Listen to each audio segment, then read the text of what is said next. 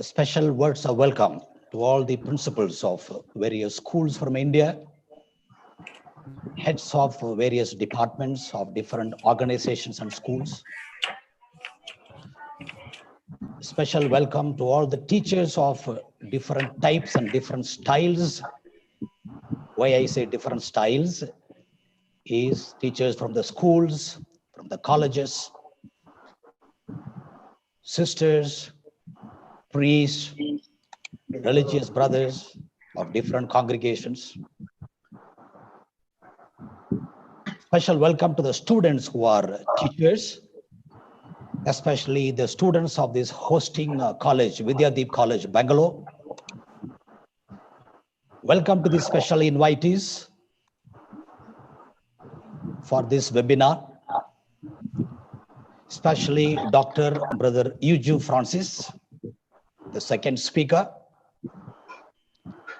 Friends, well-wishers from different places in India and overseas.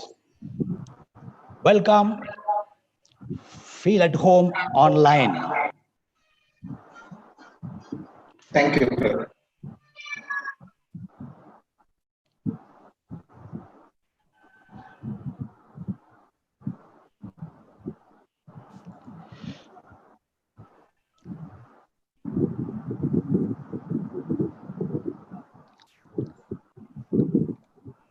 The topic of our webinar is psychosocial challenges of online education for the teachers and students in COVID-19 pandemic and post-pandemic times.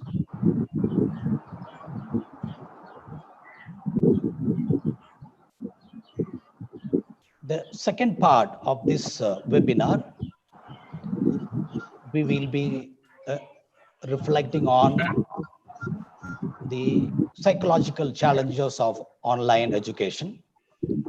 So in the first part, we shall focus on the socio-educational challenges of online education.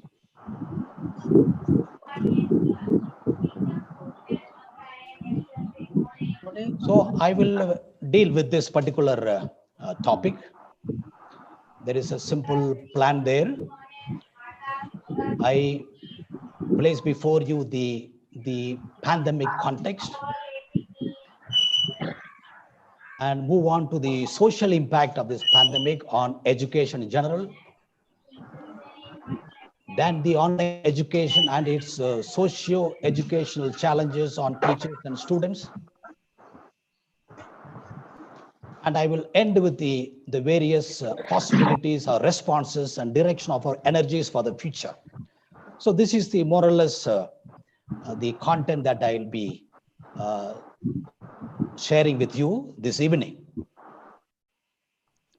Jiddu Krishnamurti, a famous Indian philosopher and a reformer, J. Krishnamurti, he says, the highest function of education is to bring about an integrated individual who is capable of dealing with life as a whole. A very important is, what is this capability to deal with life? And especially this capability to deal with life as an integrated person at this moment of time, that is the pandemic, is very fragile. We all know the reasons why. So learning is also undergoing a big change, and the role of the teacher has become even more important. But will this change also transform learning, teaching, the teachers and the students? This is a big question that we will be reflecting today. I think the whole educational system in India, and especially the teachers, were caught unaware. Not many teachers knew just 2 months ago that addressing students on a screen would be the new routine for teachers. The student now believes that classrooms will become more an avenue for social interaction while learning takes place online at home. And this pandemic is a shake-up for the teachers. So I'm glad we have many teachers in our webinar today. It has simply rattled them. So the pandemic has highlighted the relevance of the internet in a student's life in terms of communication and learning. On the other hand, our teachers have been rattled. They have been shaken up. So the pandemic impact, we have all been stuck in our homes due to this ongoing lockdown, and which has put everyone under an immense amount of mental stress. The next speaker will be talking about that. In such a stressful environment, how appropriate is it to impose a new educational system on our students and teachers? This is the question of some. And according to me, it's a double blow. The first blow is the connection of the student community with the society was cut off. That is due to lockdown. And now the second blow is a new education system is being imposed on them, in which they are being tested online and soon to be followed by online examinations. The question is, will the teachers and students be able to live up to their potential in such a scenario? Is this not unfair to the teachers and the students? Now, this is the context. The second interesting context is the connectivity context of India. China and India and the US, they rank ahead of all other countries in the world in terms of internet users. Now, a world without the internet is unimaginable. Connecting billions of people worldwide, the internet is a core pillar of the modern information society. And India is a notable emerging market with a projected number of internet users amounting to 636 million by 2021. And India is also the second largest market for online learning after the US. Please note the word online learning. India also is a very big market for online market. With over 560 million internet users, India is the second largest online market in the world, ranked only behind China. But at the same time, I'm sure the women in our webinar may not be very pleased to hear this. 71% of the internet users in India are men, compared to just 29% of female internet users. The mobile shopping in India has also gained space. About 49% of the Indian consumers are stating that they regularly use their mobile phones to purchase goods or services. So clearly, the advent of internet has been embraced by a large number of Indians, and it is proving to be a game changer in the country and for the economy as well. And coming to the social network context, it was estimated that by 2021, there would be around 400 million social network users in India. So in 2016, it was just 168 million. And all of us are aware, among all the social media available, Facebook is the most popular social networking site in India. It has about 166 million Facebook users in India, the largest Facebook user in the world. And other popular networks in India include WhatsApp, etc. So a survey found that children in India spend 35 hours per week online, which is 3 hours above the global norm. And it is going to rise to 45 hours per week if many more have smartphones. And what do they spend their time with? Most of this was spent on videos and games. And the global context, almost 4.54 billion people are active internet users in the world by January 2020, which is 59% of the people in our world have access to internet. And most of them possess at least one social media account. Now, with such an amount of massive pervasiveness of smartphones and Wi-Fi, it is no wonder that our children are emulating their parents in becoming early and frequent users of the internet and social media. Okay, now we come to the pandemic context. As Winston Churchill said, never let a good crisis go waste. And the COVID-19 is a crisis. And the education system has to learn to work through this crisis. And most of you as teachers in different ways, we need to understand if an education system and educators are not able to help our students to manage a crisis, then what is the use of education? So this is the time the teachers have to jump into the scene and tell us how we need to build up resilience and manage this crisis.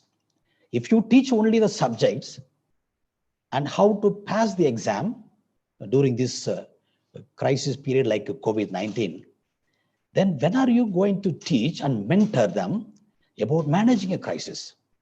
So this is my question. Let us come to a more tragic context in India and the world over. The COVID-19 deaths the world over has crossed 600,000. The deaths. The COVID-19 infection the worldwide is 14.2 million.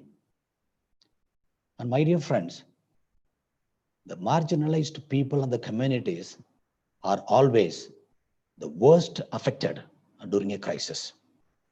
In our country too. See how in our country, we are so blind about the hunger and deaths, especially of the migrants. The government's own data is very inconsistent. The Office of the Labor Commissioner states that there are 26 lakh migrants in our country. But while the economic survey and other estimates say the number of the migrants is above 8 crore people. See the vast difference. On June 30th, our Prime Minister announced free food grains till November 2020. And as per estimates, 10 crore eligible beneficiaries continue to be excluded from this benefit because the government is still using 2011 census. And many migrants do not have ration cards.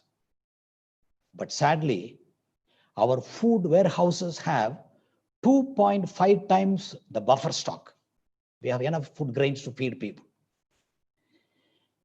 And you're all very familiar, about 20 senior lawyers of our country wrote a letter to the Chief Justice of India to intervene in this crisis. And the Solicitor General, he told the Supreme Court that there has been no death in Shramik trains because of lack of water and food. And he said all deaths took place due to earlier sicknesses. And on May 15, our Union Minister of Railways said, we have gone through the entire 3 months without a single person starving, unquote. But in reality, there have been 850 non-COVID deaths. The Railway Protection Force service data shows that there have been 80 deaths in the trains alone between May 9th and May 27th, and most of these are due to starvation and financial distress. A NGO known as SWAN, Standard Workers Action Network, it was covering about 34,000 migrant workers when there was a crisis, when they were moving on foot and train and buses. They had contacted 34,000 migrant workers. And in their survey, they found out 50% of them had just 1 day of rations left with them. And 64% had less than rupees 100 with them when they reached out during the lockdown period. Now, this was the situation. This is the context. Now, let us come to the context of the education system. We are right now with this online education, some call it as imperfect substitutes. Now, how did our education system respond? The Indian education systems responded with the distance learning solutions, all of which offered less or more imperfect substitutes for classroom instruction. And for us, mostly it is online. And many poorer countries, they opted for radio and television lessons. The 2020 Global Education Monitoring Report, submitted, I think, about a month ago, it said, not all students and teachers have access to adequate internet connection, or the gadgets, equipment, or the skills and working conditions to take advantage of this online platform. So it is still an imperfect substitutes. And another very interesting context is, during this pandemic period, the digital gap seems to have widened in our country. The last 4 months, there is a digital divide, there is urban and rural divide, lack of sensitivity towards the needs of children with disabilities, and lack of resources. More than all this, there is a sheer lack of sensitivity to the needs of students, where the majority of the students are left out due to ineffective planning in our country. And most of our schools, they find themselves in a catch-22 situation, as there is a pressure on management to conduct classes because the parents want justification for the fees paid. In some places, they want online classes, but they are not ready to pay the fees. So the teachers were put under pressure. So there is a string of online classes. Now, we come to the second part, the social impact of the pandemic. The first impact is its impact or effect on the people, especially the poor, on their families, and on education in general. It's very tragic.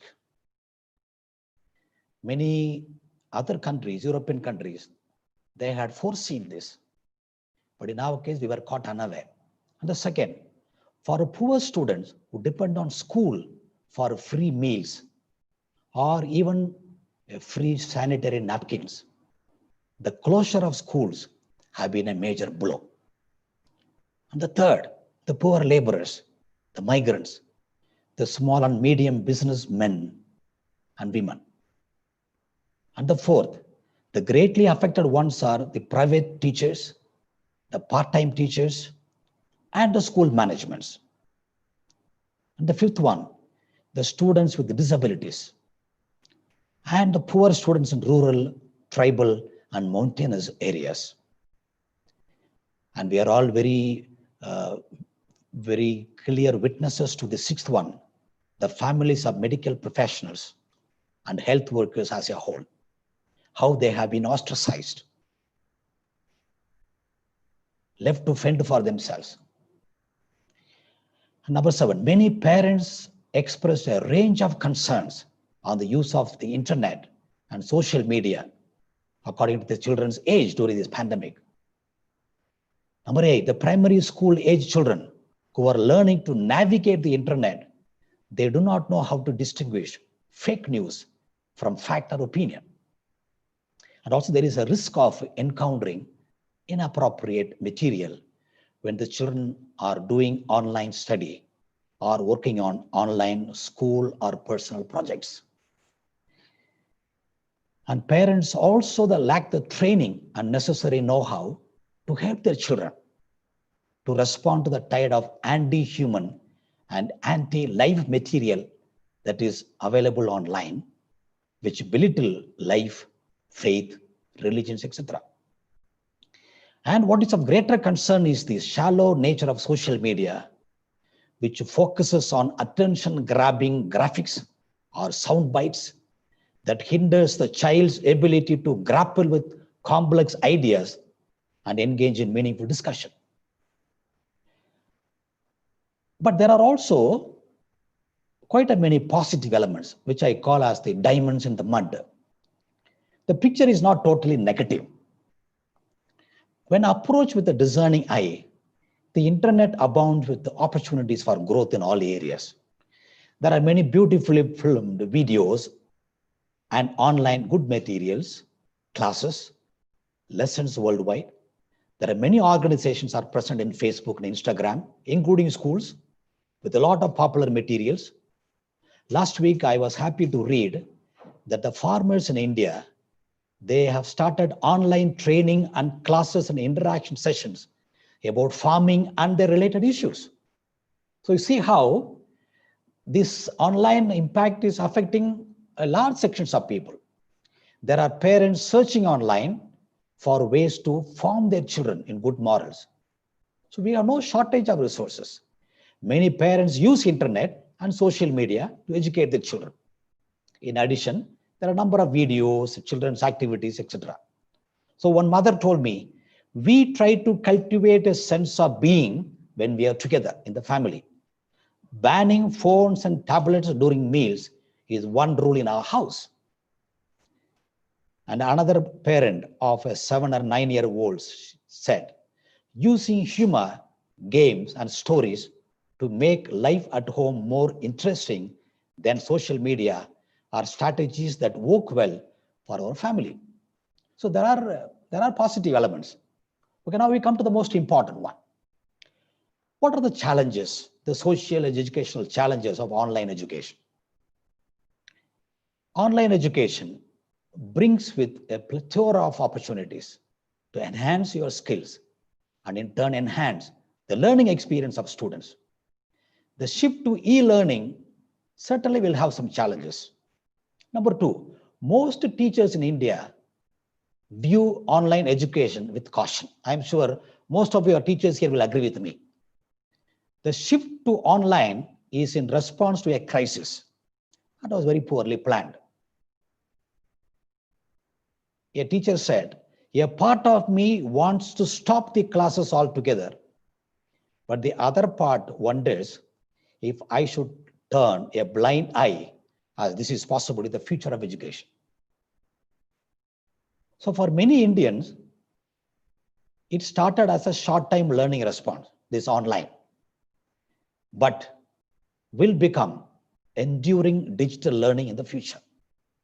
So this pandemic period is actually, in a way, seems to be a blessing in disguise in terms of online learning. With the pandemic having caught schools unawares, the move from a chalkboard to online is more of a hasty copy-paste job than a meaningful transition. The teachers had to catch up and catch up fast. Online teaching is a separate style, one that requires investment of time and resources that very few teachers could come up with in such a short span of time. I think you'll agree with me. It's a great challenge. And many online classes are very poorly executed videos versions of regular classroom lectures. And therefore, the self-image of teachers takes a severe beating, technologically, emotionally, and educationally. Brother Yuju will speak more on that. Now, teaching is an extremely demanding profession. And in the current scenario, we are probably not helping our anxiety levels. Anxiety affects our ability to concentrate, think flexibly, and make sound decisions. This applies both to the teachers, parents, the school management, and the students. Number 9, in the current state of flex, with the stress levels mounting, anxiety can degrade the quality of our relationships, especially with our students. It can affect our teaching performance. So here, the teachers need a very pragmatic approach, practical approach towards understanding the psyche and that of our students. It can really help us, especially in decoding the student behavior. So in this connection, the schools need to support parents in helping children learn from their environment. And COVID-19 is a crisis. This is a new environment for both the teachers and parents. Now the question is, who has to help whom? The KG children and the smaller kids' system of learning is based on a child's development. And that is not going to change with this COVID-19. But then you just can't stick a child in front of a screen and expect the child to learn. Now, this is very important. So many psychologists and the educational scientists and researchers are agreeing on this, because the visual response happens only after 7 years for a child. So online classes defeat the curiosity of a child, they say. And especially the doctors say, when anyone is in front of a screen for a long time, they experience what is called an ocular lock. It means where the eye muscles, they get fixed on one object. This means when the focus is entirely visual, it cuts off the auditory learning, what they listen, what they hear. But people think that the child is engrossed in the learning, but actually they are not. They are not. Now, what are the other challenges of online learning besides this? It is imperative that schools invest in interactive learning platform. This is a big challenge for the school managements, and avoid Zoom conferencing for classes. Online classes will not be as effective as physical classrooms, but considering the unusual social situation, they are inevitable. And teachers can no longer conduct a 40-minute one-way only class. So this pandemic has exposed learners and the teachers to multiple modes of teaching and learning. This is one of the advantages of this particular situation in which we are. So the multiple modes of learning and teaching can emerge during this period. And a teacher said, I am a teacher for 24 years and teaching students on a screen was very difficult for me to digest. But for 1 month, I am teaching on a screen now. I feel like a pro now. But this was a difficult transformation. I think most of you would have undergone this, including myself. For some teachers, getting the hang of technology in terms of adjusting the webcams to uninterrupted streaming of an online class, and also creating e-learning content is a real challenge for many teachers.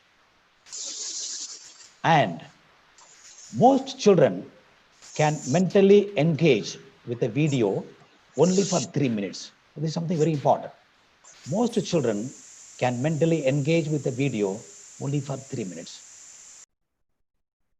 And therefore, forcing them to sit in front of a screen for long hours, how practical and useful it is, I do not know.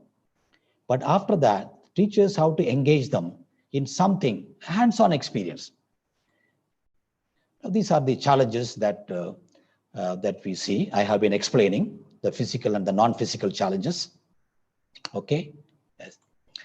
Now, how to make these kids technology discipline? Most parents are faced with a very pertinent question. How can they handle their kids' technology usage at home, especially during a pandemic, when children are homebound and compelled to use technology? How many hours their child should be spending in front of the screen?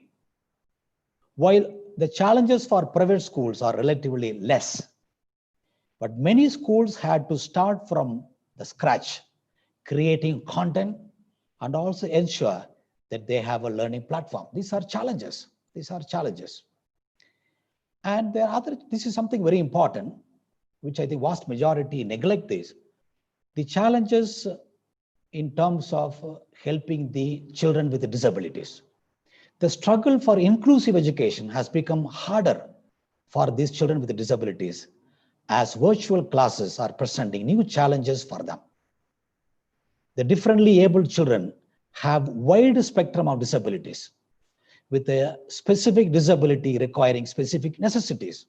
It is in India, there are 21 types of disabilities and each has a specific needs. But in our country, we have total lack of sensitivity towards the needs of children with disabilities and the resources. Now, very interestingly, I came across some parents, I also read here and there are some parents are talking about this online education is violation of basic justice and ethics, they say. Let us see how. Most of our education institutions are in no way equipped to provide online education, nor our teachers are trained enough to adopt such methods. So some parents ask whether the students and their parents committed to online education at the time they paid their fees to the school. It's a very difficult question. Such a practice where you pay for one thing but are provided something else, or rather have something else forced on you, online class, cannot be justified anywhere in the world, they say. They say it is a complete violation of basic justice and ethics. So the school managements have to reflect. It's a very difficult question. The other side of online education, I think this also is very important for us to reflect. One good thing with online education is today the lectures and resources, they are available online in open websites, which means there is an absolute democratization of knowledge and the wide distribution of learning opportunities today, unlike in the past. So the knowledge is going to be available to more and more people. And this pandemic has facilitated this change. Some parents say their children find it difficult to process information in a classroom, in a group. But with a headphone on, like you and I now, they are able to prioritize better, they say. So online education, if done properly, is an opportunity to provide such inclusive education. The third, a complete shielding of our children to digital content and social media is unwise, because our children are now digital natives. They were all born after the smartphone, whereas you and I are digital migrants, but they are digital natives. So, and to be connected digitally is the world our children will live in the future. So how to prepare them for this future? So this is the opportune moment. So some say this pandemic time is opportune moment to help them. Okay, I come to the last part of our, I shall finish in another 10 minutes. The last part is our response and direction of energies. So how can we respond and how can we direct our energies? Both to the teachers, the students, and also the parents, the school management. The first one, the pandemic has also brought out the need for investing in human development. The teachers, for instance, have to be high performance coaches, focusing more on development and learning. So the teachers need a new basket of skills in technology, how to take online class, how to prepare PPT, how to communicate, and child psychology. The second response and direction of energy is now the role of a teacher is changing very drastically from instructor to facilitator. The teacher is not a mere content creator. He or she is a guide, a mentor, and a coach. And the third response, in India, we follow the traditional teaching methodology of face-to-face classroom learning. But in the future, even on-campus programs or classes will have a substantial online component, by which I mean, even if the schools and colleges reopen, if the regular classes resume, certain part of our learning is going to be substantially online, need not be face-to-face. So the one-size-fits-all model will give way to a free size, or all size adaptive model. That is what I think. This is another challenge for us. And the fourth response, this situation has forced on us to place emphasis on independent research and hands-on learning, practical learning, experimental learning. Class timings might be reduced with fewer subjects a day. And who knows, number 5, they might deliver textbooks to children in their homes before schools reopen, and they start the school with the lessons that require only less face-to-face interaction. Number 6, teachers to be prepared to change the way a subject is taught. And this pandemic has taught us that. Number 7, schools can make use of non-technological interventions, not necessarily technological.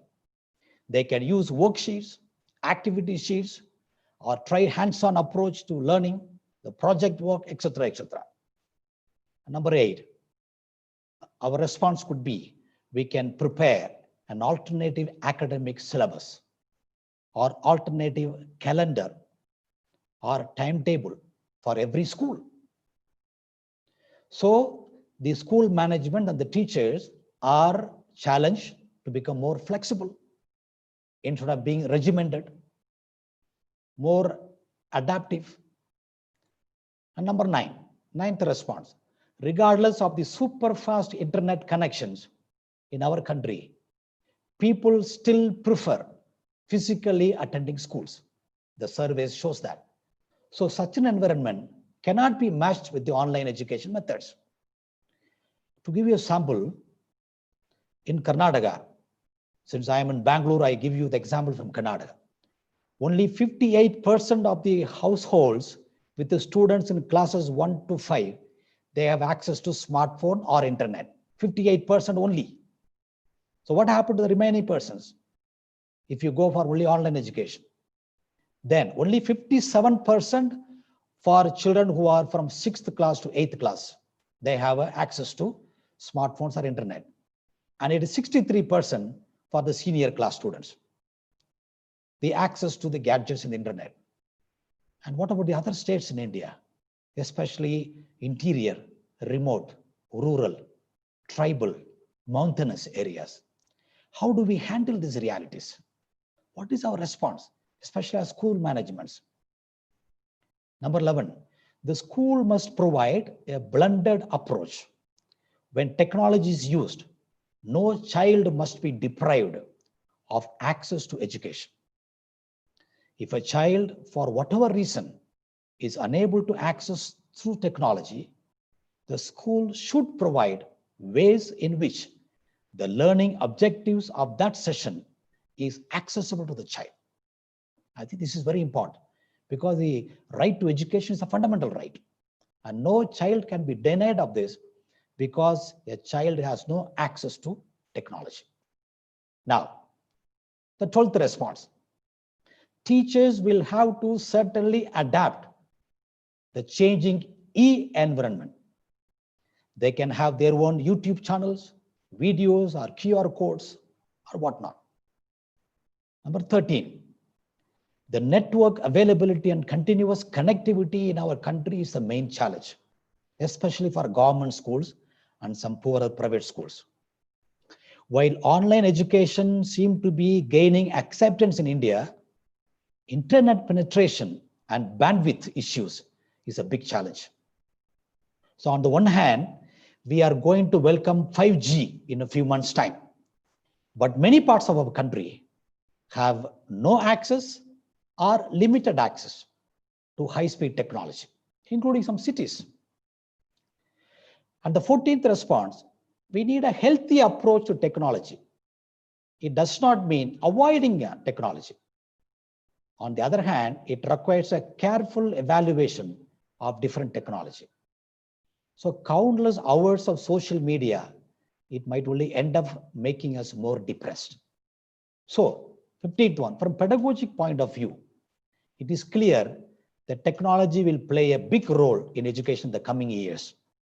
Number 16, I am not frightening you. There are estimates that COVID-19 will become a seasonal fever recurring every so often till 2022, or some say even maybe till 2024. So this may facilitate emergence of a new pedagogic paradigm. These are some researchers are cautioning us on this. Okay, so the digital education is the future learning in India. It is going to be the key phase of future education. It is surprising to see how smart technologies are changing the overall educational framework in the country. So with the high-speed internet, with the direct-to-device technologies, the students, including the rural students, are going to study courses online and improve their skills and knowledge. So in a way, as I said before, online education or online learning can genuinely democratize education and can transform our lives and bridge the opportunity divide, which we see currently now. So therefore, the state of education in India, we are aware, I will not dwell on that. With all this high-speed internet, with the technology, with available digitization, education, etc., still the state of education in India is very dismal, especially in rural areas. But our teachers have to use this technology to connect with the students remotely spread across several locations in India. So the traditional models of education are insufficient. So slowly there is a growing acceptance of online education among many. I was happy to hear there are many overseas universities are beginning to accept certificates and degrees offered through online education. That's a very good news. So we also must accept that traditional models of education are not sufficient to prepare our students with the skills they need for their future. So to conclude, many lower income families cannot afford to buy the educational and information technology. So this can impact student self-esteem and personal perceived value and cause undue stress. I think this also happens for the teachers. It has happened also to the teachers. So education is not just about information or content. Most of it takes place through social interactions in a school, with the friends, with the teachers. So lack of it would have other developmental and cognitive impact on the child. But on the other hand, if we stop the online education totally, even the children who have access to technology will lose out. So you see the difficulties that are there before the school management, teachers, the government, and the courts in our country. So for others, increased digital use can affect students' physical and mental health. But what is very important is, can we prepare an action plan to deal with the students who have lost out on education because of the pandemic, especially when the schools reopen? There is a fear that majority of the students who were unable to access technology during this pandemic, sometimes they might drop out of the schools, especially the children of the migrants and the poorer ones. And therefore, some propose that it will be better to give priority to opening schools for the marginalized and migrant children first, as they might not have access to technology now. I think I find it is very reasonable proposal. So therefore, this is I wanted to share with you with regard to the sociological or the educational impact of online education. So thank you very much for your patient listening.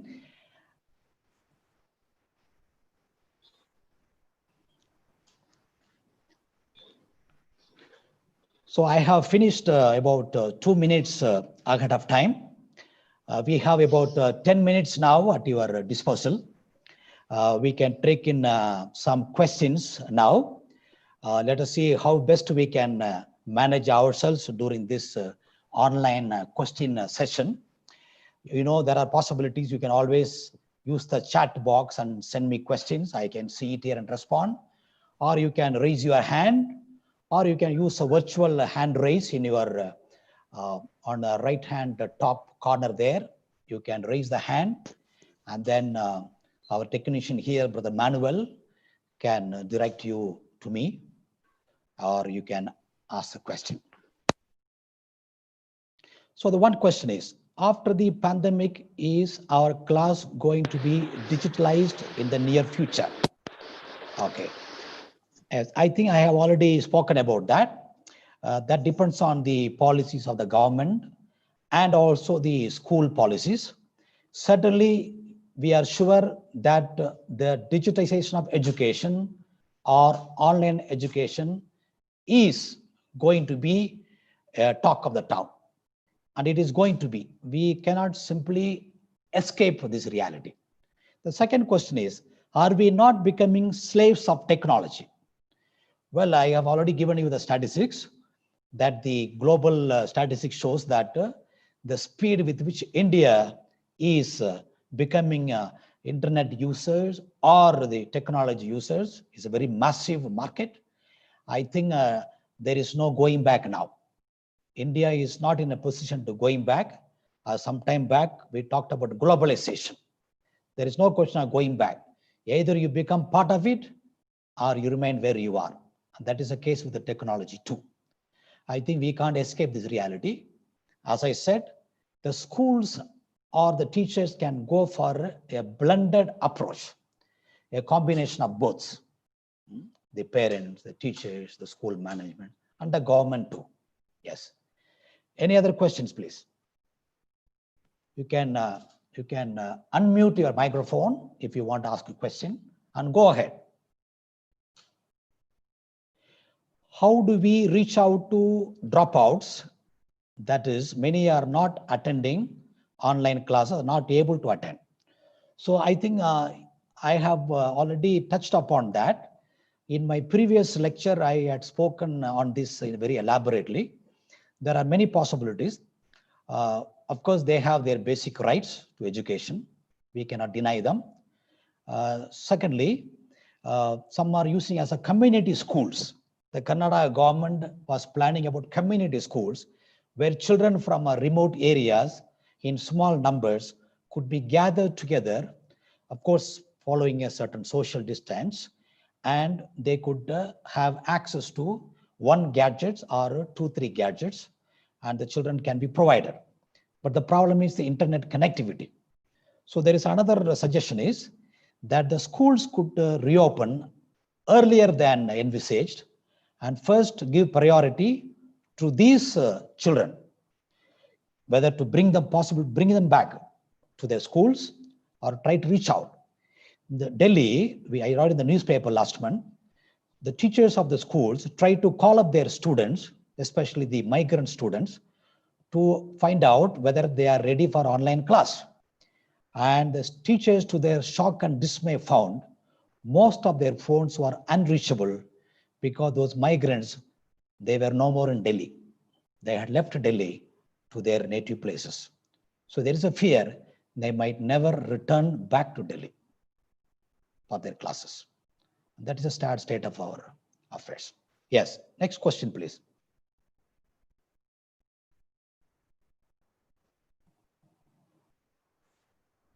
I don't see any hands going up. Sister Leticia, are you asking a question? I see some, yes? Okay, after children start using technology, will they take teacher as seriously as they took before? Yes, that is a good question. Yes, yes, how to encourage students for extracurricular activities. Yes, I think this is a very big challenge for the teachers. Fortunately, the survey in India shows that our children in India still prefer the teacher-student relationship in a classroom context than technology, unlike a few other countries. But you are already aware that the digital teacher is already coming in. There are few countries have already experimented digital teacher, and therefore there is no need for a human teacher to be present in the classroom. With the availability of artificial technology, artificial intelligence coming in, I think that is going to be the future. but I think India will take a little longer period to reach that stage.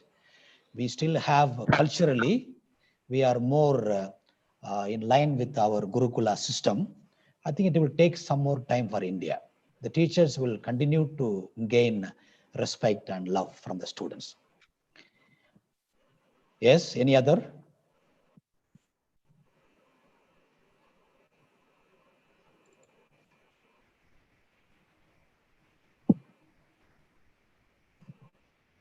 If some of you feel confident, you can always raise your hand, or you can just start asking the question, because I don't see many hands going up. From Galaxy A30, the question is not very clear. From phone number Galaxy A30, if you can resend your question.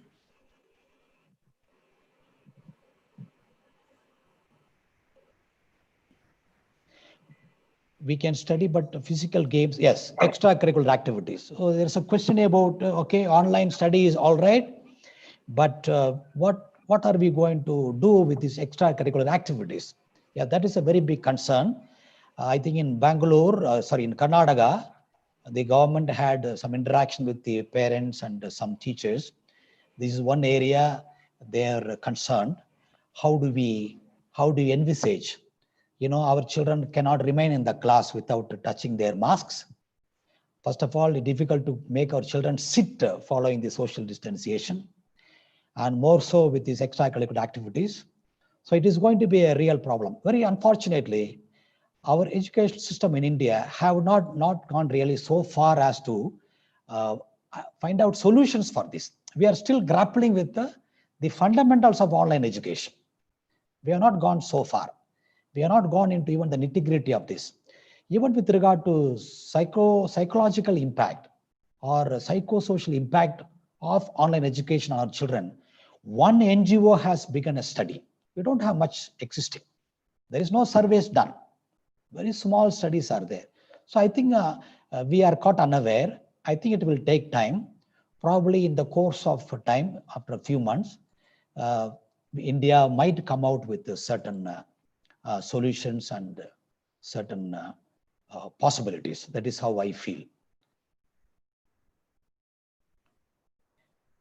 How do we identify slow learners? I think this is not directly related to online education. I don't know whether the question is, how do we identify slow learners in online education? My problem is to identify learners in online education. that is itself a big question. My whole question is, how do we identify the learners in online education? Now, for our college here, we are contemplating preparing the mode of examinations, online oral exam. So our professor asking us, what is the methodology, mode of oral exam to be conducted online? Now, we are working out a system. Go for open book system, or go for questions not directly related to the subject, etc., etc. So I think all of us are grappling with that. So I think talking about slow learners in online education, it is too early. But my greater concern will be about the children with disabilities. Are we very sensitive towards them in online education? I think that is something because we have a very large number in India, and we have more than 21 types of disabilities. If a child is hearing impaired, you cannot use online. If the child is visually handicapped, we cannot use online. It has to be vocalized. So there are a lot of difficulties, yes. Students cannot stay for a longer period in front of the technology. It affects their eyes. Yes, I agree with you. What is the question, Sister Arakyamal? Yes, students cannot sit. I think on this, the next speaker is going to touch upon that. The next speaker will deal on that. So how far such online teaching benefit the students? Yes, we have not done a study. I think we have to wait. What I would suggest is there is one very big portal or called website, MOOC, they call it, MOOC. It's international. It is called as a massive online massive open online schools. You have a large number of degrees and certificates offered there online, MOOC. And some very qualified and competent professors affiliated to many big universities in the world. A very large number of students all over the world are doing their online degrees. And there's a very interesting site. You can see that. Maybe that would give you greater enlightenment about online learning, the drawbacks or the wisdom of that. That website is very informative. MOOC, MOOC. Yes. Yes, teacher's self-image is damaged because of the interrupted power supply. Yes, I think, yes, I think it's more than power supply. There is a multiple interruptions. Number one, many teachers are not trained for this. Some of them have learned how to prepare PowerPoint during this pandemic. Some have learned how to enter into Zoom. And we have interesting stories of the last 2 days. Quite a few participants asking us, please tell us how to download webinar. We cannot download webinar. We can download Zoom. So there is a lot of learning taking place. So I think it's very important days. There is interruption in terms of getting used to technology, power interruption, connectivity, gadget problem. Quite a lot of things are there. I think it's a very, very complex issue. In India, we are grappling with that. So therefore, I think it is a very, very big question. How to take online test for maths? Yes, I am actually, we are here struggling to prepare online questions for our students in the college, which is philosophy and theology and all that. So therefore, I cannot comment on that now. I am not expert on that. But I think it is good to browse the net and see, or get in touch with some schools or colleges, especially for engineering students, how they do the testing online. How do we bridge the gap between normal classes and online classes? Yes, I think it is too early. Now that we are busy with online, once the schools reopen, I think you yourself as a teacher, once you resume your online, your offline classes, virtual classes, sorry, offline classes, you can compare by yourself and see how you can evaluate, assess by yourself. I think, yes, the last question, how to take online classes for KG children? I think there is a lot, there's one advantage, lot of stuff is available on the net. Lot of stuff is available on this. A lot of materials are available. It is very important that we also restrict ourselves to the Supreme Court and the High Court's guidelines on this for the KG and the other children. There are quite a lot of programs devised by certain agencies. I don't want to mention those websites because then it will become publicity for them, because the talk will be online. Therefore, you can go to their website. There are Indian NGOs and private enterprises have come out with a program for KG children, etc. I think those are available. So I think I should thank you all for your patient listening. And I think those of you who are tired, yes, there's one question coming. Good evening. With the present system itself, we see skill gap. How about online classes? Yes, I think I have touched upon that. It's a struggle for the teachers. The whole skill itself is a problem. Many teachers are skilled to teach the students who are in front of them. Physical, face to face. Now facing a technology, I think there are quite a few of us, as I said before, our self-image has taken a severe beating. I think the teachers have to gain courage and confidence. I'm sure the next speaker, he will try to encourage you. Being a psychological counselor, he will encourage all the teachers in this webinar to take this online education courageously, boldly, and move forward and skill ourselves. So skilling ourselves is not killing. Skilling ourselves is one challenge that this pandemic has posed to us. So thank you very much, and then I wish you the best. Those of you who are tired of my lecture, you can always take a break and come back. But then we move to the next session, the second session. May I now request Brother Bhaskar, who is a Holy Cross brother, who is also a psychological counselor in Bangalore. He will introduce our next speaker to us. So, Brother Bhaskar, please switch on your microphone. Yes. Yeah. As John Dewey says, education is not preparation for life. Education is life itself. Good evening and thank you, dear brother Dr. Paul Raj, dear brother Dr. U.G. Francis, principals of the other institutions and of the different department, teachers and professors, and all the viewers from the India and overseas. Indeed, I'm very happy and a great privilege for me to introduce the resource person for this session. Brother Dr. U.G. Francis is a Montfort brother who has completed his PhD in counseling psychology from Sampurna Institute of Advanced Studies, Bangalore. He has been counselor and skill trainer for teachers and students for the last 18 years. He has an early experience as a teacher for 10 years and also has a vast experience of training teachers in skill-based teaching approaches, conducting individual and group therapy, emotional healing sessions for adult groups, and soft skill training for students.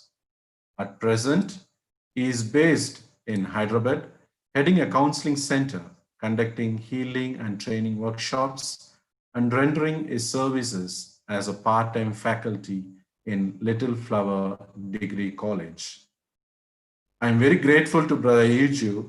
Personally, I had an experience of healing sessions with Brother Yuju, which brought many blessings in my life. With this note of gratitude, on behalf of Brother Dr. Paul Raj, Principal Vidyadeep College and his team, and on your behalf, I invite him to make his presentation on the topic, Psychological Challenges of Online Education in this Pandemic Context. Welcome, dear brother, Dr. Yuju Francis.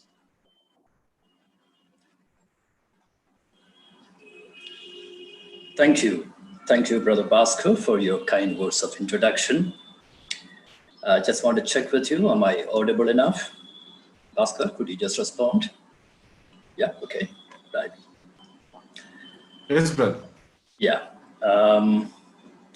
In fact, Brother Paul Raj has already enlightened the participants about the sociological challenges of this online education, particularly during this phase of pandemic, and what would be the scenario like post-pandemic, the challenges for teachers and for students and also for parents. Therefore, I think he has already set the stage and tone for my presentation, which is going to be on the psychological challenges of online education for teachers and students, and also for the parents. Let me just share the screen with you. So,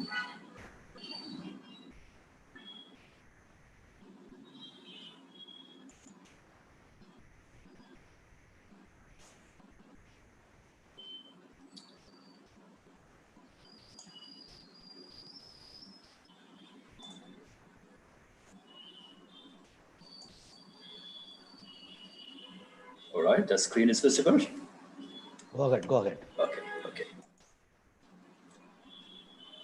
So this is the schema, though we can just have a look at the screen, and these are the topics I'm going to cover, a brief introduction, and the online classes, the advantages and disadvantages from a psychological perspective, the psychological impact on children and adolescents, and how can we help children and adolescents cope, internet use and some of the safety measures, and post-COVID-19 pandemic challenges, and some tips for teachers.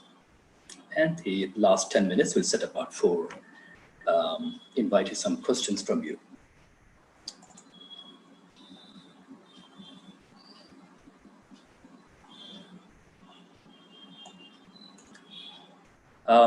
We all of us know that what concerns an individual also concerns the society and vice versa. We are individuals in relationships. We are part of an interconnected and interdependent world. And from the African philosophy, we have this word Ubuntu, which means I am because you are. That I am happy because you are happy. I am prosperous and I'm doing fine because you are prosperous and doing fine. I am enjoying psychological health and well-being because you and everybody else is enjoying. That's the idea of this Ubuntu. And therefore, what affects an individual affects their family, the society, and the world at large. And if you look at this same coronavirus, that is itself is a clear-cut example. One person got infected, and it has been passed on to 15 million people all over the world. And therefore, the sociological and the psychological impact are mutually inclusive, and they are not exclusive. As we all know, this is first of its kind in our living memory. COVID-19 pandemic has raised widespread panic and anxiety in individuals. It has changed our lifestyle from what used to be the normal to a new normal. And we are all aware of what is the new normal is all about. Wearing masks and maintaining social distancing and washing of hands and using sanitizers and so on. And how long this new normal will continue, we are still not very sure, because the prognosis, that is how this virus would behave in the future, still remains very gloomy. The experts are still not very sure how this virus will behave in the future, in the years to come, in the months to come. The economic crisis, job loss, lack of in-person connect, childcare challenges, and the epic failure in getting the virus under control, all these have increased depression, anxiety, sleeping disorders, suicides, emotional distress in recent times, unlike any other times. And we are all aware of that. And those of us coming from the mental health profession, we have been getting calls for online counseling with people. There are quite a few senior ones, the parents not able to sleep well, having sleep disorders. There are young people who are becoming very, very angry and rebellious, and getting used to, getting in a way addicted to the internet, particularly gaming and Netflix and so on. Experts say we have reached a stage of mental health breaking point, and they call it pandemic fatigue. And the challenge ahead will be to flatten the mental health curve, along with flattening this virus pandemic curve. Study shows that frequent experience of stress and anxiety can lower one's immunity, and more we hold on to what is causing us stress and grief, the more they increase in our lives. And this is so very true. Many experts therefore suggest that during this time, it is important for all of us to seek not only some psychological solutions, but also turn to some spiritual solutions to counter this existential crisis. And one of the major disruptions as a result of the pandemic outbreak, as we all know, we are experiencing is the closure of schools for over 240 million children in our country, India. Extended school closures may cause loss of learning. Now, to mitigate the impact of pandemic on our children, schools will have to reinvent new ways of delivering quality education. Digital or online learning seems to be the feasible solution at this stage. While we all of us know that digital or online education cannot replace classroom learning, well, it has its advantages, also its disadvantages. Now, let us focus on some of the advantages and disadvantages from a psychological perspective. Now, before that, let us also know there are two basic modes of digital learning.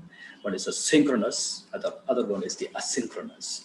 In synchronous learning, where the teacher and the students, they interact, they collaborate. So you start your class at 8:30 in the morning, all the students, they come and you take the attendance, and the teacher interacts with the students. So that is a synchronous collaborative learning. In asynchronous mode, where the teacher and the students may not come directly. So learning may happen by way of sending a message or sending a text through WhatsApp video or as a WhatsApp message or through television or through radio. So that's the asynchronous mode. Perhaps in villages and rural areas, there are many teachers who use the asynchronous mode of teaching. Now, what are some of the advantages from a psychological perspective? The students are able to focus better. This is what the findings, some of the research done and some of the journals, that is available on the net, which says students are able to focus better. There is no one to disturb the child. There can be better focus attention and more retention of matter or memory consolidation. So the fact that you're able to focus better, there is better attention span. Therefore, you are able to retain what you listen, what you read, what you hear better. Another advantage is review lectures instantly, even when one has lost his focus.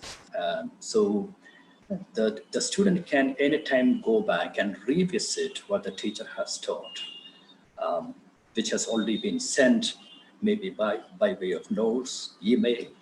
In an asynchronous mode, perhaps maybe the notes may be sent in the form of an email or a message or a WhatsApp forward, and so on. Another advantage is work from anywhere. A student can actually attend the class from anywhere at any time, which reduces the worry and the regret of having missed one class, particularly in-person setting. It is less intimidating, particularly for someone who suffers from speech anxiety. Online education tends to foster better class participation. So the teacher is not in a way watching you or seeing you. So you're able to interact through messages. So therefore, it is not so much intimidating for someone who is having speech anxiety or social anxiety.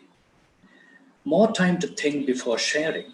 So you have more time to think before sharing your idea, particularly on the forum or a discussion mode. That facility is available on the platform that you choose.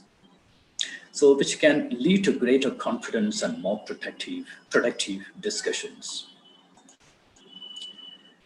There is some other advantages. Focus on ideas allows more freedom and spontaneous expression of ideas, as online students don't have to worry about their body language interfering with their message. They don't have to feel awkward or embarrassed in an online platform in sending a message or asking a question or typing a question. Certain degree of anonymity and individuality, which is always present in virtual learning environment, can actually suit a number of students better than the traditional face-to-face educational setup. Then there is the diversity, allows opportunities for taking up diverse course, meet your goals and aspirations, which helps you meet your goals and aspirations. As Paul Raj already mentioned, you can take up a number of courses online. There are different universities, online universities offering courses. So sitting at your own comfortable place and far away, you can have this remote learning process. What are some of the disadvantages? Even when appropriate technologies are present and available, students may lack sufficient knowledge and skills to use these technologies, which can lead to frustration, which came up in the earlier discussion. Teachers usually expect a higher degree of activity, self-organization, and independence on the part of the learners when you have an online mode of learning.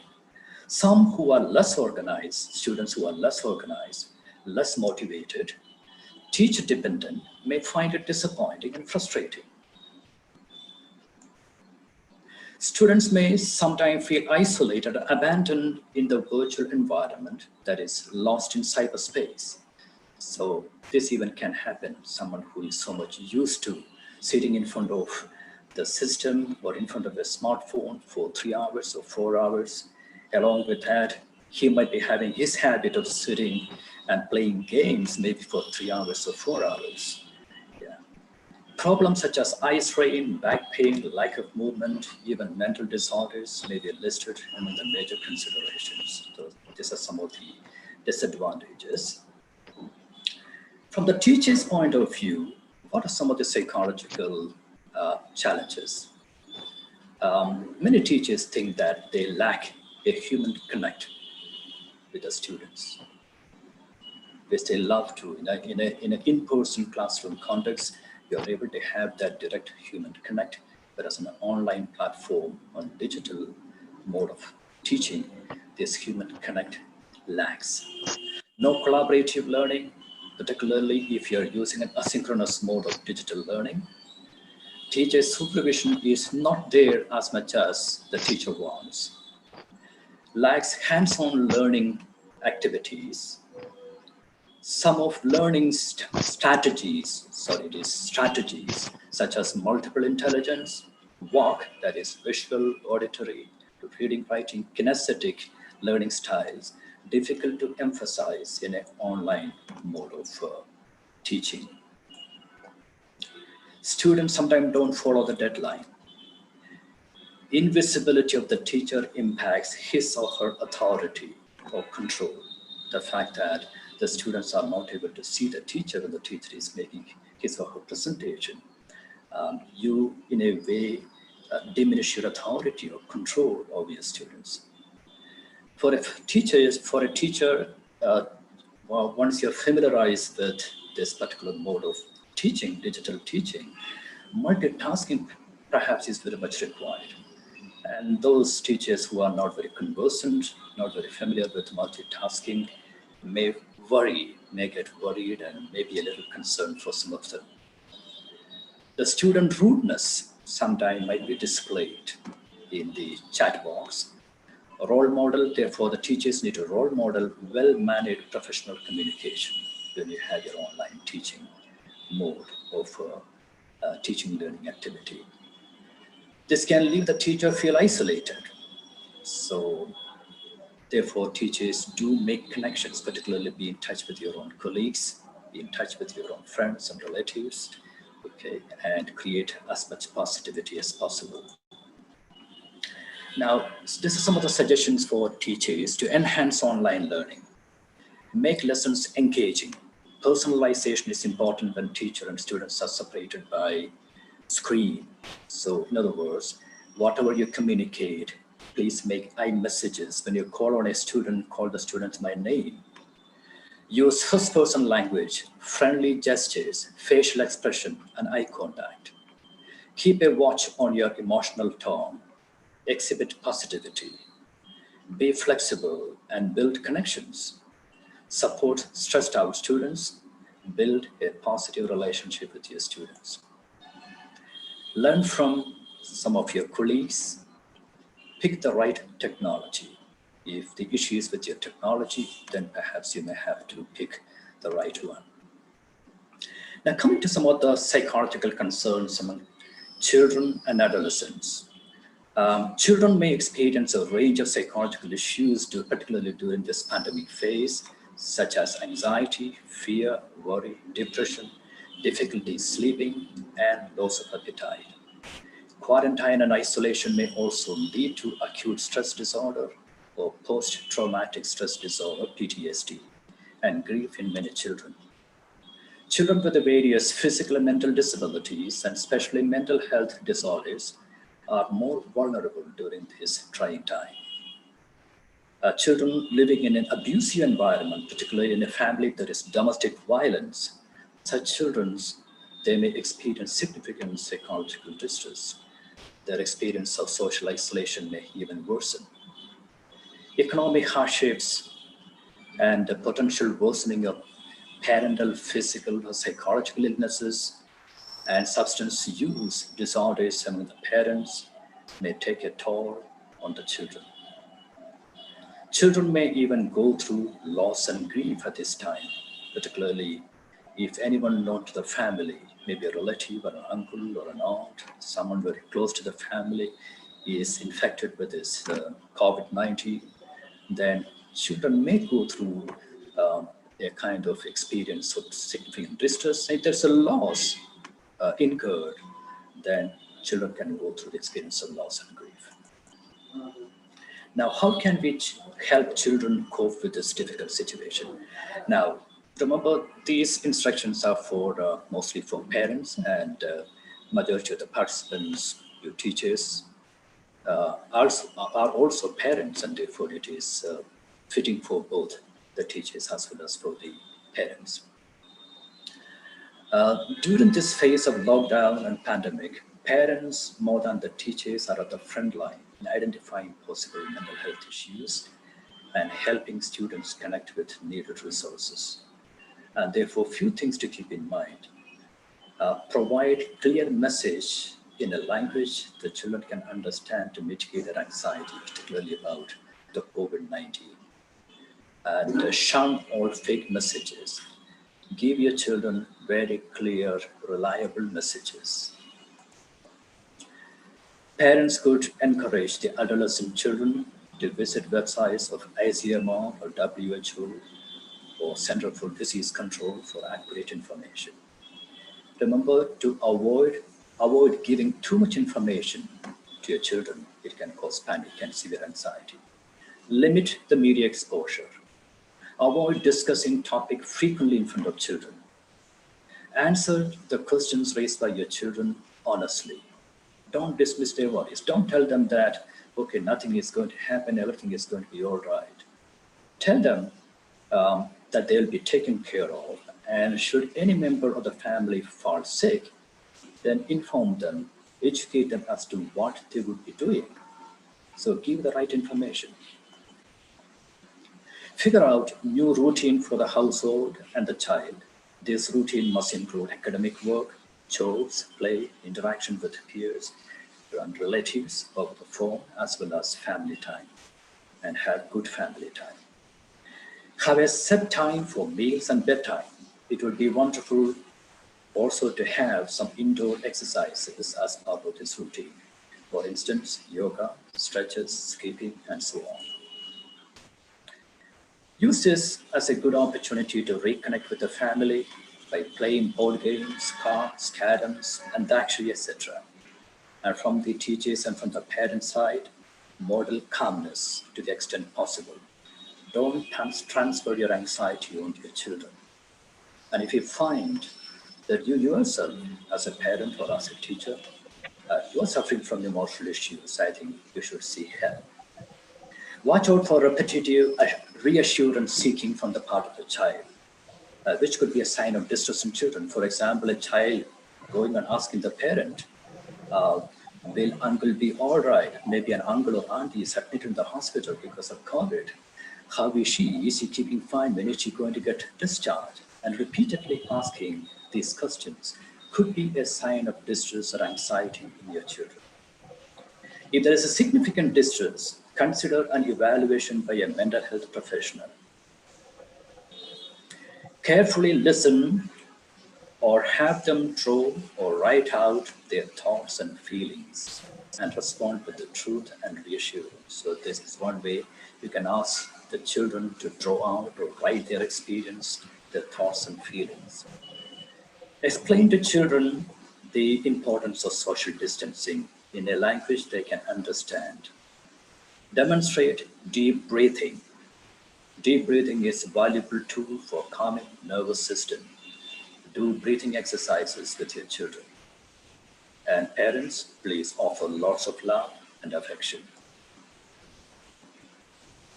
Now, parents and caregivers, and I would also suggest that teachers, if you observe some of the symptoms, the following symptoms, among preschoolers, elementary school children, and adolescents, more than 2 weeks, then I think the children and the adolescent, they need help, psychological help.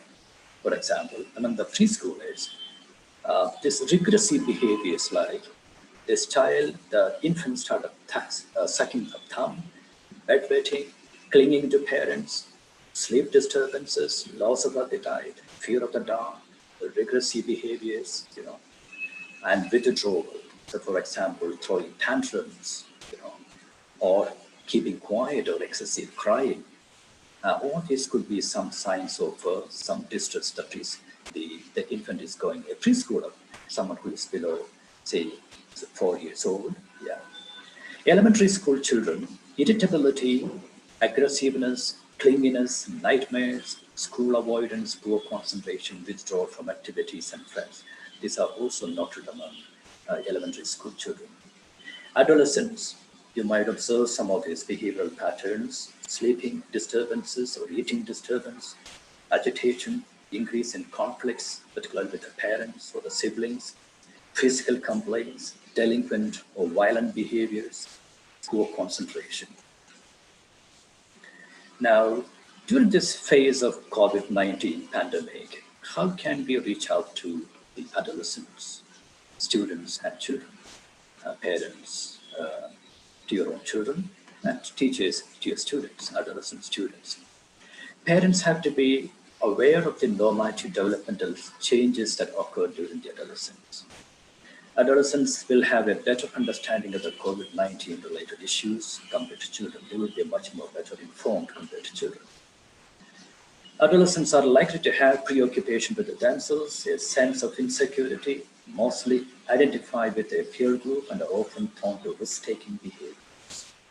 So this has been already studied, the adolescents they take this risk-taking behavior, sometimes breaking the norms, the social norms. They say adolescents, a young person till he or she reaches the age of 25, his or her brain is still developing. From a neurobiological perspective, their brains are still developing. Maybe part of the brain which is related with reward seeking and drives, they mature first, whereas prefrontal cortex, which deals with reflective thinking, weighing consequences, analyzing things, that develops little later. So they say they are highly prone to risk-taking behaviors, sensation-seeking behaviors. Acute isolation experience may lead to more social craving among the adolescents and wanting to be out very often, violating social distancing norms. In times of pandemic, poor sleep quality, high level of anxiety, and PTSD, that is post-traumatic stress disorder, are being reported in different countries. And girls are more likely to suffer from PTSD and depression compared to boys. In a survey conducted in China during this phase of pandemic, among 12 to 18-year-olds, 43% of them suffered from depression, 37% reported anxiety, and 31% reported both depression and anxiety. Some adolescents may have feelings of being invulnerable and may take risks by not maintaining personal hygiene and social distance, which I already explained. Others may be withdrawn, afraid of leaving home, and worried about their health as well as that of their family members. So you see these symptoms, you see these behavioral signs among the adolescents, and take a note of this, both teachers as well as parents. Loss of regular contact with the friends may lead to feelings of boredom, loneliness, sadness, aggression, depression, suicidal ideation, irritability towards siblings and other family members. Some may even try using tobacco, cannabis, alcohol, cannabis, we also call it marijuana, to handle their boredom or loneliness and emotional changes. The uncertainty about examinations and its impact on their career choices can exacerbate or aggravate the stress due to the prevailing COVID-19 pandemic. Now, these are some do's for the teachers and parents, or for adolescents, students, or kids. Parents and teachers should observe keenly for any emotional or behavioral changes in adolescents. Some of these changes can be very, very subtle. Parents can play a vital role in ensuring that their adolescents maintain their mental health by listening to them, acknowledging their difficulties, clarifying their doubts, reassuring them, generating hope, and providing emotional support and resolving issues. Tell them that it is normal to accept this bad feeling during this current situation. Also, inform them and help them to use what worked for them in the past. For example, coping strategies such as distraction, praying, taking a warm bath, or reading your favorite book, or doing some exercise. If this is something that helped him to cope with his anxiety or distress, then encourage him to go back to some of those good old, habits. Practice meditation and mindfulness. These techniques are very efficient and affordable ways to calm down unpleasant emotions. You can find number of mindfulness or simple meditation techniques on YouTube. Exercise is very important.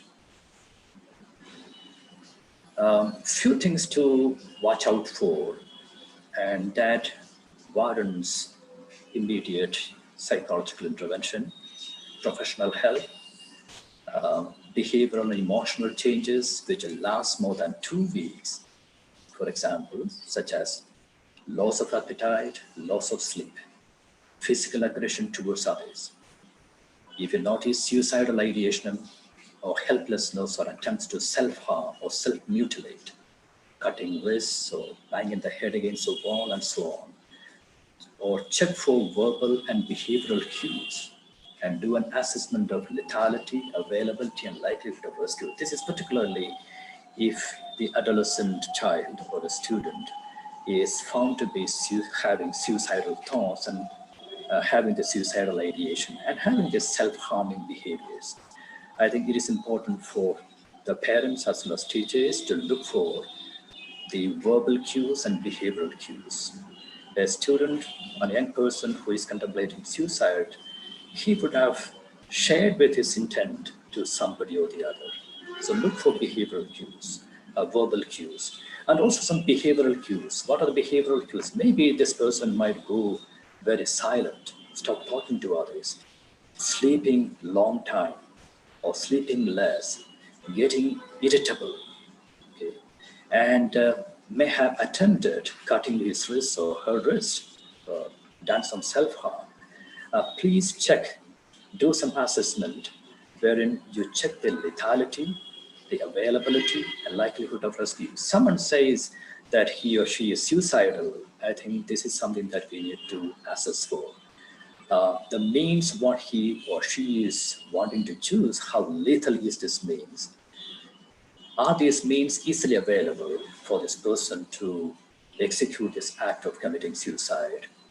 Is there any likelihood of rescue for this individual in the event of he or she committing suicide? These are a few things we need to look for when you really want to assess the suicide. I know that because of paucity of time, we cannot go much into this suicidal risk assessment. That need to be a separate class altogether. Look for any use of alcohol or other substance. And you see among the young people, there is increasing use of the internet, and look for some of the warning signs. Parents, do watch out for some of these early signs that could inform you that a child is developing the unhealthy relationship with technology. For example, check if your child is becoming very secretive about his or her online activities. Check if he is replacing some of the offline activities which he used to enjoy with online activities. Check any experience of negative emotion this young person is experiencing after the screen time. It could be a sign that perhaps he was bullied while having the online gaming or online interaction. Maybe a sign of regret or a guilt or some exposure to something unpleasant. Giving more time on social media, compromising sleep, in-person communication, and family time. Just see whether this young person is giving more time on social media. They say children between 13 to 18 years, they spend as much as 7.5 hours on the internet. Children between 8 and 12 say about 4.5 hours. So you see excessive use of social media, it has got its own psychological impact. What are some of the things that parents can do when you find that a child is misusing, or there is disproportionate use of the social media? Set family rules. Say, like, nobody should be on the phone 2 hours before bedtime and during meals. And from the parents' part, please do practice what you preach. Be involved. Screen time may not be alone time, that you parents along with your kids, you can do co-viewing, you can view together, maybe a movie or play together again. co-playing, co-engaging with children. So all this can encourage social interaction, bonding, and learning. Follow a 20-20-20 rule, which means the user takes a break every 20 minutes, focus on object for 20 minutes, focus on an object for 20 minutes, 20 feet away. Okay, it's not 20 minutes. Focus on an object 20 feet away for 20 seconds. So take a break for 20 minutes, focus on an object 20 feet away for 20 seconds. Avoid dim lighting, teach internet safety. And the CBSE has actually given a lot of instructions for parents about internet safety. The link I will be sharing with you in the upcoming slides. Communicate more, have more communication with your children. It is better to talk openly about your own internet use and encourage your child to do the same. Some of the safety measures, I just want to highlight a couple of them, and I would encourage your teachers to visit the website for you to have, a real information, a lot more information on the safety measures, particularly related to internet usage. Combine online time with the fun-filled offline play, games, and other activities so that there is a balance between screen time and concrete play time.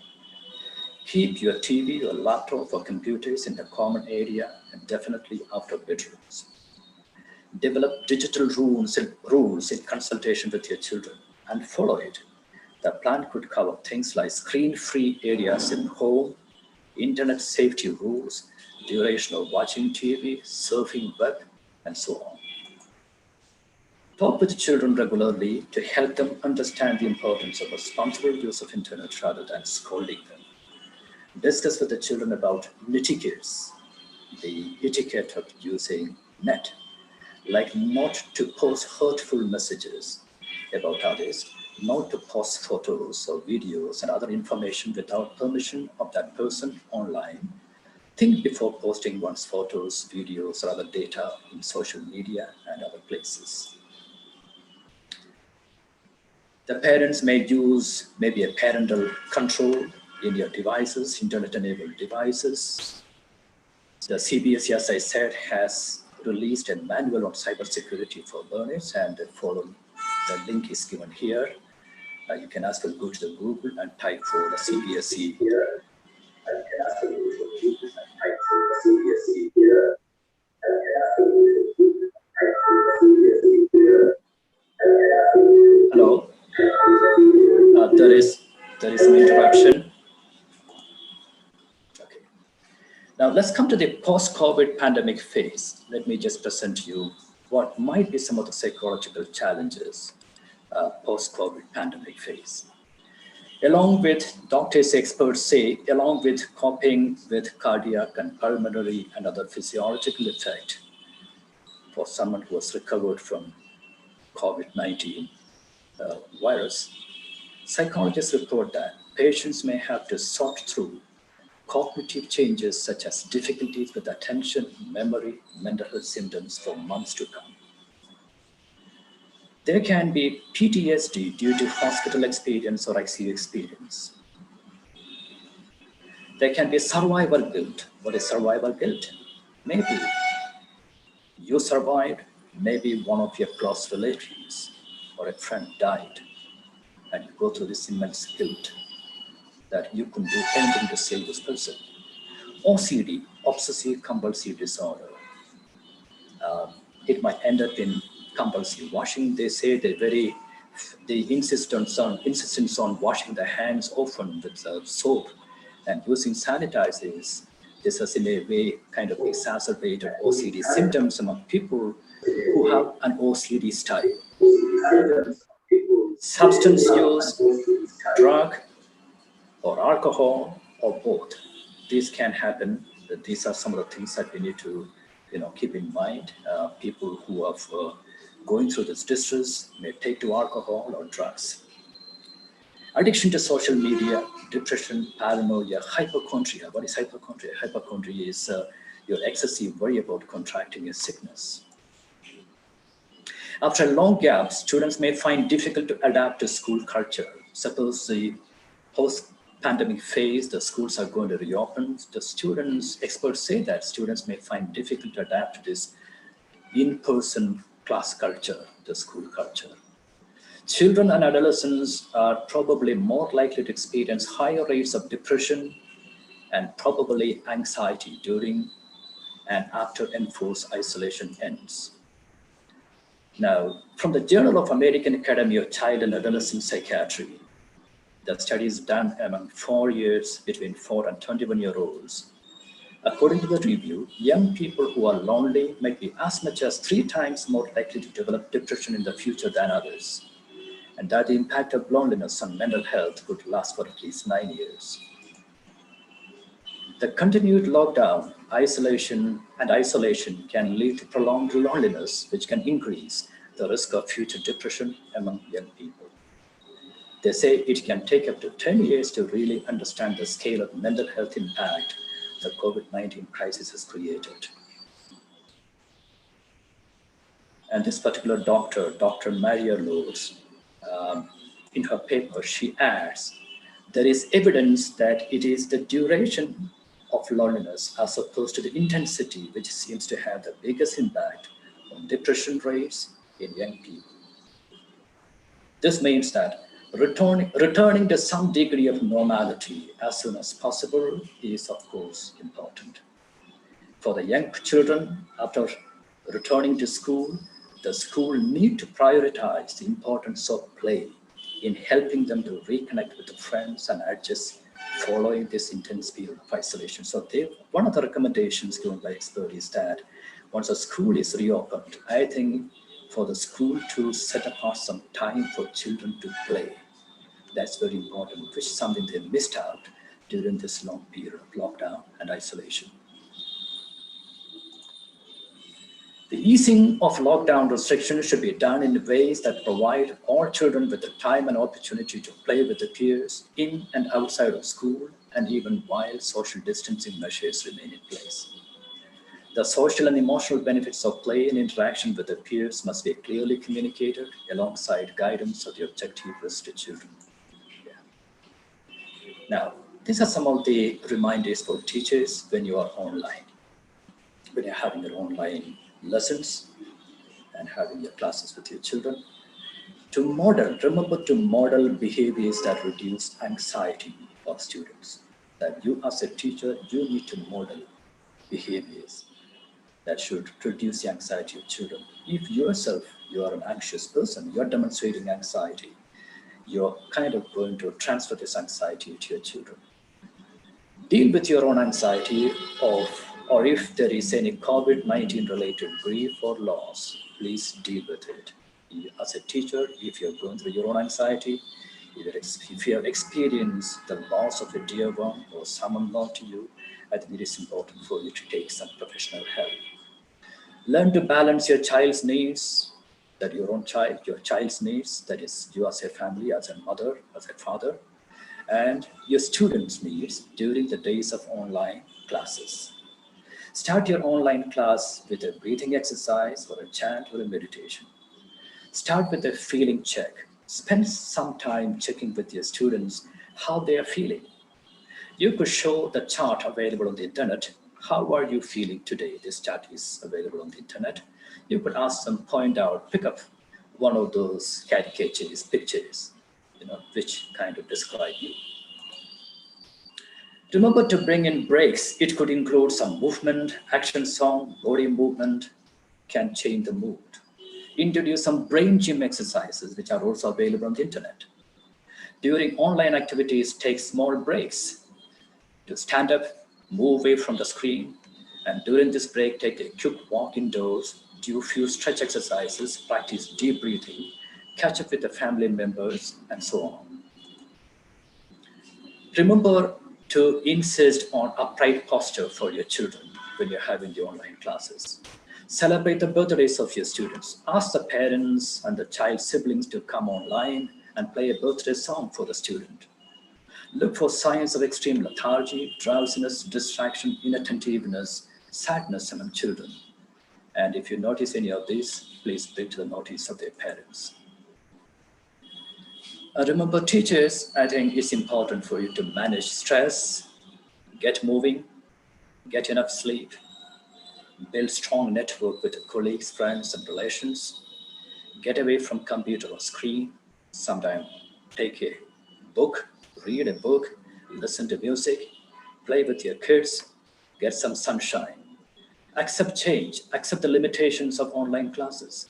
Stand and teach every now and then. During breaks, do simple stretching exercises, brain gym, as I said earlier. So that brings me to the end of my presentation, and it is 6:16, and we have some time for inviting questions.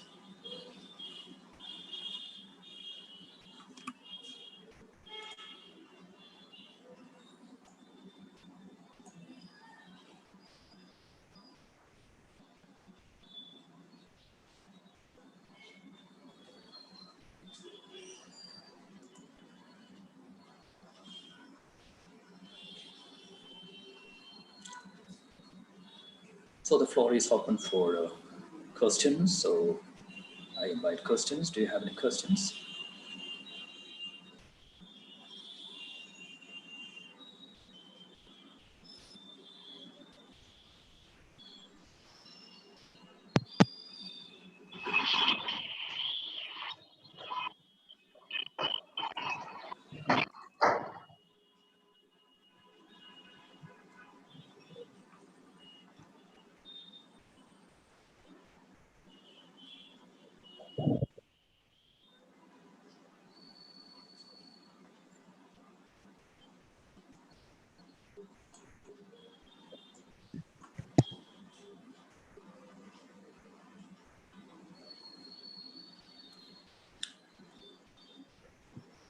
So the participants could post your questions on the chat. So anyone like to clarify or anyone like to add on to what I already shared with you?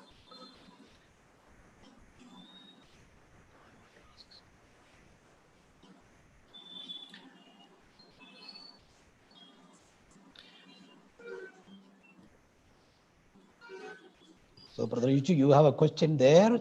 Yes. So children get worked up when they face network problems and outward anxiety. How to address this problem?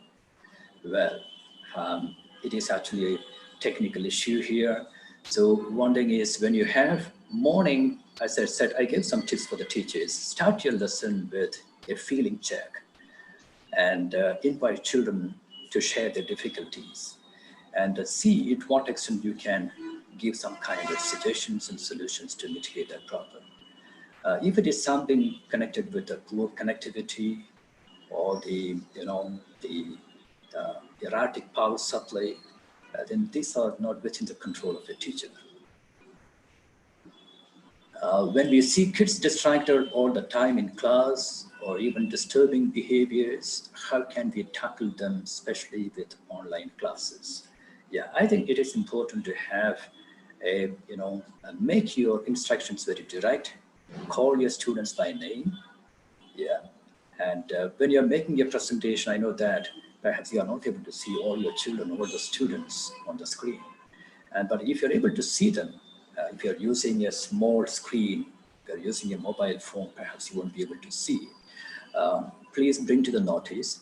But remember, don't get worked up, don't shout or yell at the child, because some of the behaviors, display behaviors from the part of the child could be stemming from his own anxiety or his own distress. So please do demonstrate calmness. So the teacher needs to model a calm behavior.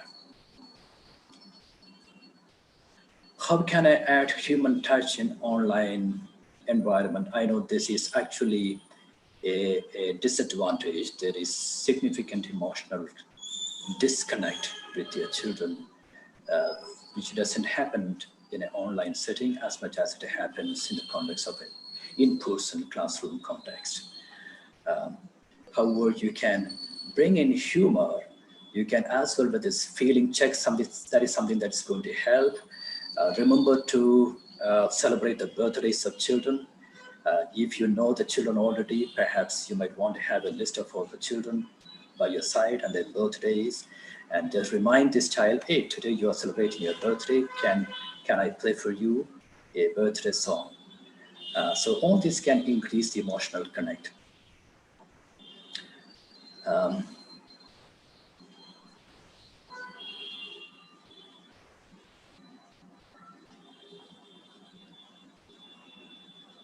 What should be the duration of online class for KG kids? Well, I think the CBSE has laid out clear instructions, the exact timing, how much time we need to spend with the KG children. Those details, I think you might want to just revisit the latest instruction given by CBSE. And the NCRT also has put down some clear stipulations. So I would invite you to read through them, the latest update from NCRT or the CBSE. What do we do for online assessment? So I just want to open what you mean by online assessment. So is it online assessment of a psychological difficulty? Well, then you don't do it in the context of classroom. If you're a mental health professional, please do it as a psychologist, as a counselor, not in the classroom. Many children tend to exit the class when questions are asked. What to do?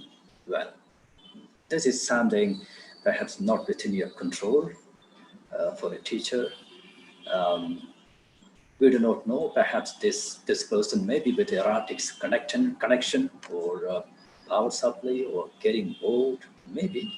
So if children are leaving your class, exiting your class quickly, just ask yourself, is your class as engaging as the children would want you to? Is there something that you can do about the way you teach? Can you bring in novelty? Can you bring in a little more creativity in your presentation? How safe is to keep the video of teachers on while teaching? Well, so this has something to do with the safety measures. How safe is to keep the video of teachers on while teaching? I think it's a question you must be able to ask a technical expert. I'm not very conversant with some of this technical aspect of this online cybersecurity aspects. If parents miss out the behavior change of child, what can be done? If parents miss out the behavior change of child, what can be done? The question is not very clear. Can the person kind of rephrase that question, please? Yeah, any other question? How reliable is assessment online in online environment? What measures should be taken to guard against cheating? Question is, how can I add the human touch in an online environment? I already mentioned a couple of them. I just answered to the second question. The first part is something that should be answered by a technical expert. How can I add the human touch in online environment? I already mentioned a few of them in my slides. We are calling children by name, having a feeling check, introduce some games, introduce a lot of movements. Okay, it's said that the children, their attention span is so very limited. In a 45 minutes of teaching, children take at least some 5 breaks. Their attention span is for about 9 minutes, they say. So there's no point in taking a class at a stretch for 45 minutes. Remember to give a break after 10 minutes. This break could be maybe just asking children, all of you just stand up, maybe play a song, maybe an action song on the video, on your screen, ask children to just move their body. Okay, all these are encouraged. And maybe singing a song and so on. So all these in a way help to make a human connect with the children. How can we pay individual attention to the poor performing learners in online teaching. I think it is since you don't have an individual one-on-one in-person connect with the children, for you to check with the children, as you watch children, the way they sit and kind of taking the information that you're giving, you're also observing their body language. You're also kind of gauging to what extent they're understanding, they are engaging with you. And maybe for you to just check with the child, also check with the parents maybe later on. That might be one of the ways to kind of handle this problem. We expect our students to be honest with online exams. Will that be practical? Well, I'm not an expert to answer these questions, I'm sorry. This is something new for you as well as new for me. Students coming from different home environment and are not able to share their anxiety in such a case, how teacher can deal with such students during online class. During online class, I think you would choose not to do that because you're addressing the whole class unless you mute everybody else and maybe check with this particular child. I think it is you need to bring to the notice of the parents, and if you see some significant distress in the child, please inform the parent of the child and instruct him to kind of take some professional help. As a teacher, can I pass on the skills I wish to transfer through online? As a teacher, can I pass on the skills I wish to transfer online? Yes, of course, you can pass on your skills. Yeah.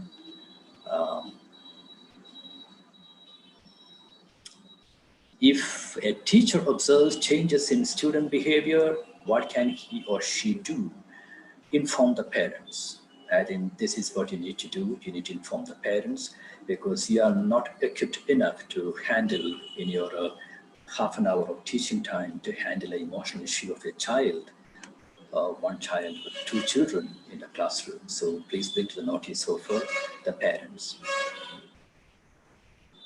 Okay. So that's it. It's nearing 6:30. We are 2 minutes to 6:30. Yeah. So I now over to Brother Paul Raj, the principal of Vidyadeep College. So Brother Paul Raj. Okay, so thank you, Brother Yuju, for your beautiful presentation. And that elicited lots of questions. And I'm sure still there are many wishing to clarify doubts. I think they can always get in touch with you. I should take this opportunity to thank all of you, first of all, for coming online, for expressing your wish to participate in this webinar. We are so happy to see you.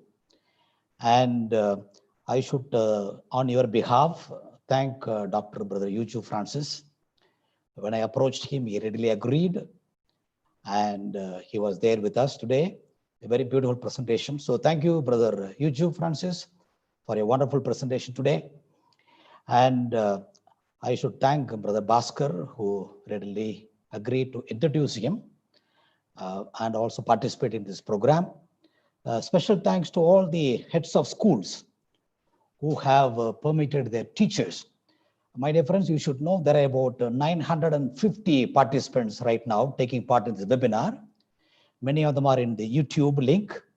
So I must thank all the heads of schools, the principals, headmasters, correspondents, managers of schools who have permitted their teachers to participate in this webinar. And thank you all of you who are in the Zoom now for coming in and then participating and encouraging us.